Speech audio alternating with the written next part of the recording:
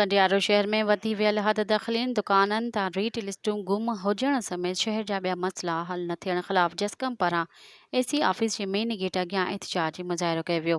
इन मौक़े ते हारून कल्होड़ो, सुल्तान घांगरो, हुबदार मल्हा, माजिद घांगरो, ख़ादिम मैत्रियो ऐं ॿियनि जो चवणु हो त कंडियारो शहर मसइलनि जे वर चढ़ी वियो आहे, पर शहर जा मसला हल न थिया कया वञनि।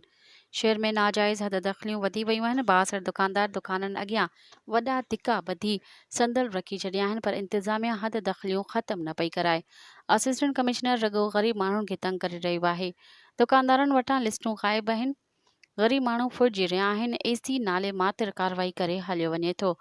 भाण ब्लैक ते विकिरो थी रहियो आहे। स्कूल टाइम ते नाजाइज़ हद दख़लनि सबबि ट्रैफ़िक जाम रहे थी। स्कूली शागिर्दनि खे परेशानियुनि खे मुंहुं ॾिसणो पवे थो। हुननि मुतालबो कयो त शहर जा मसला हल करे इंतिज़ामी अमलदारनि ख़िलाफ़ क़दम खंयो वञे।